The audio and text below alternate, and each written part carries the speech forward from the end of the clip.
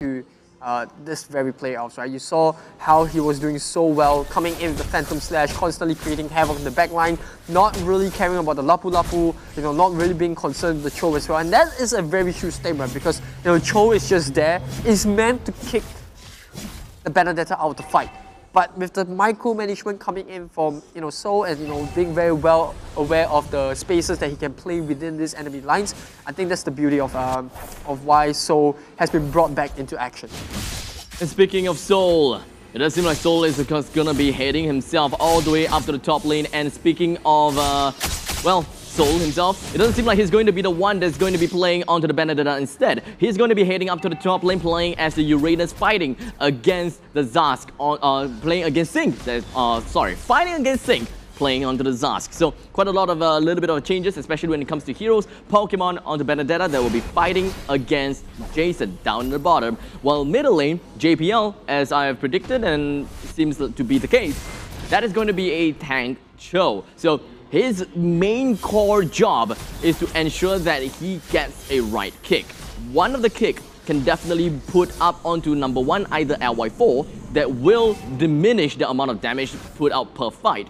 Kick away Forza to diminish the amount of survivability that they have. On number 3, kick Sync away, just so that the Dominated Descent would not be that big of a deal. Oh, that was such a close call coming from JPL. The Shattered Memory, Shattered Dreams might have been able to pick him up, but First Blood still up for grabs.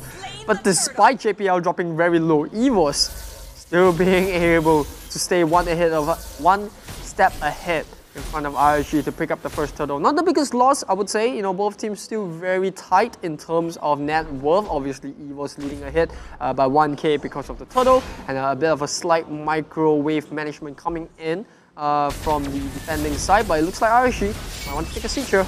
Oh, that is going to be the kill coming in from Forza. Things are starting to look pretty darn great. Unfortunately for Singh, he's just going to be completely pushed right under the turret's nose as JBL's Way of the Dragon nailed it right on the spot. A 1-for-1 trade, but it does seem like it is a rather decent trade coming in from both sides. They don't lose too much, they don't win that much either, as Pokemon gets himself right into the face against Sana, the Sword Up, the Blackout Strike, whatever it is. But it means that real world manipulation coming in from Girl did manage to get himself a kill right onto the Loi. And that is just the start, baby, as we've got Jason with the knockout punch onto JPL. We've got yet another kill coming right in. They managed to tally their score out, but Evos SG still have got the front seat. Yeah, that was just so unfortunate coming from Sana. He was about to complete his recall, and then you see Pokemon going in with the Elapsed Daytime passive, gets the slash in, goes in for an eye, instantly locks him down. He follows up with the word manipulation, and they instantly get the kill onto RSG members. Yes, they did give away a kill onto JPL, but a little bit of a small sacrifice.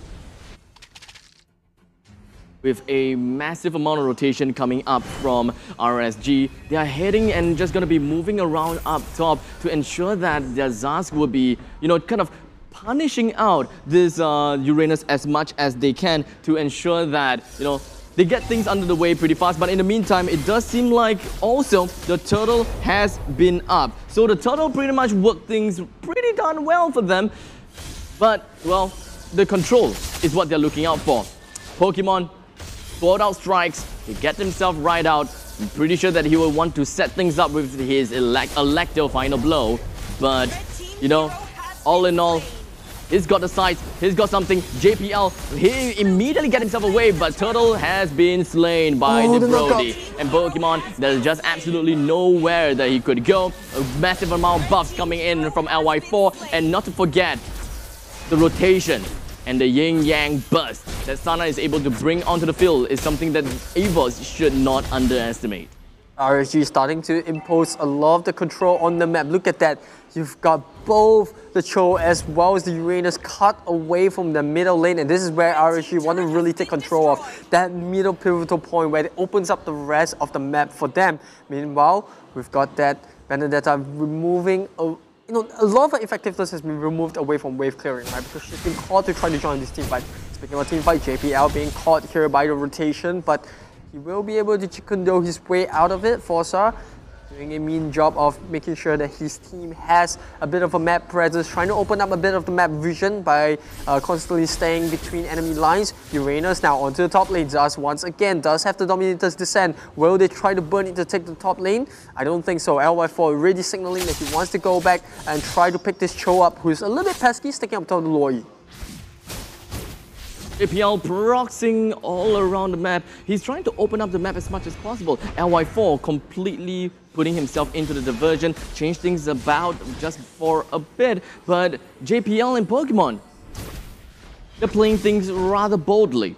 Yeah, doesn't seem to care at all. I mean, you look at where Evos members are. Right, it almost seems like the map is reversed, right? Yep. At one moment, you see the Cho in the opponent's jungle, then you see Soul moving around. Now you see Benedetta cutting onto the underneath the tier 3 turret at the bottom lane. And it's like Evos is just trying to cause this mayhem by putting RSG members all across this map, trying to make them... an uncomfortable spot for them to stay in the top lane. They're trying to make RSG play catch up. Blue team turret has been destroyed. In the meantime, a turret has been taken down right through in the middle lane. Electro final blow from Potato. But all in all, Jason, he did manage to bring one person down with him. And I will say that that is, in some sense, mission complete.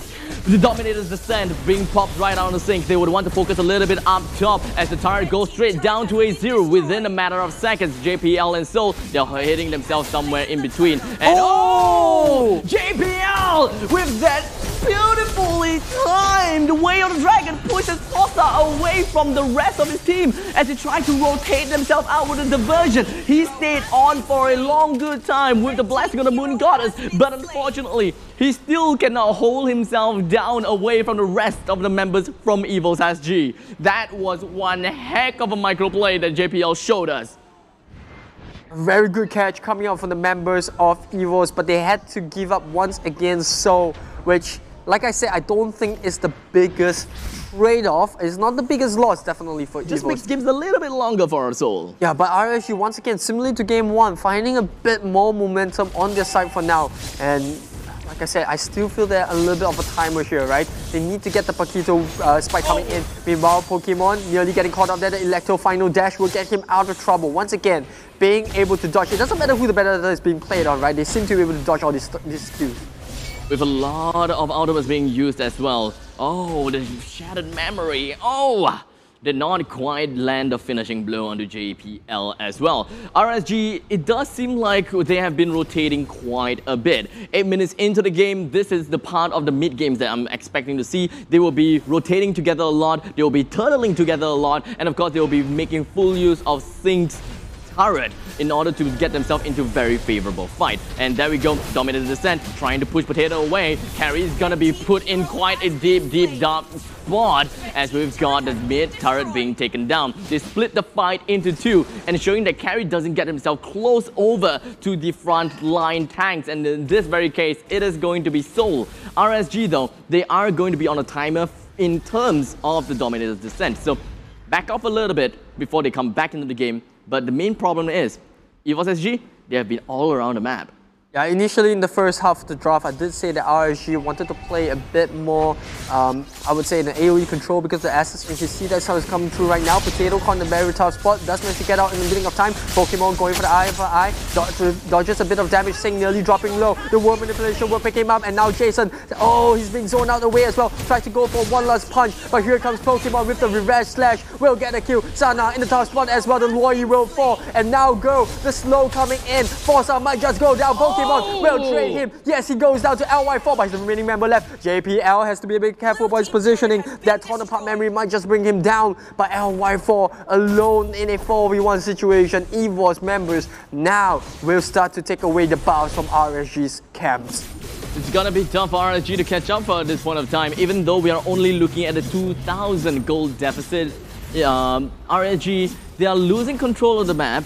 The Lord has been popping up as well. Not to forget, Potato will have a little bit of a damage booster when we are talking about the Golden Staff. So Evos, they are definitely up ahead. But Potato, you know, it's gonna take some time to come online still.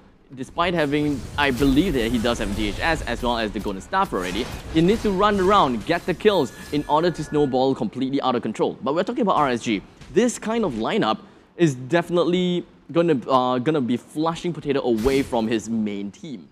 Yeah, they really want this aerial control, especially with LY4 playing on the Brody. You know, you've got a huge amount of damage coming on torn apart memory. You have Sing that's kind of like that aerial control with that Dominator's Descent. But here we go, JPL getting caught out of position, but once again, so mobile, being able to just dodge away, not even being able to be boosted down with the torn apart memory Pokemon on the side lane as well. Look at Evos. They are making RSG play on a goose hunt, just chasing around all these heroes. Such a pesky lineup to deal with now. Girl is the only immobile hero that we're talking about, but does have the flicker to get out of trouble. Meanwhile, Pokemon already coming in from the back line. Potato trying to target onto the Zaz. Zaz ultimate will get popped up now, but I'm afraid it might be a little bit too late. Jason dropping down really low as well. And here comes Soul coming in from the back line. They managed to burst down Pokemon just in time, but the real world elimination manipulation will be able to get Sing a kill. LY4 now coming onto the back. LY4 in the edge of a tough spot. JPL coming in. Potato instantly bursted down. The knockup coming up the Poketo will do the trick. And now it's a 3v3. So trying to buy some time for his teammates as they try to back off without Potato in their lineup.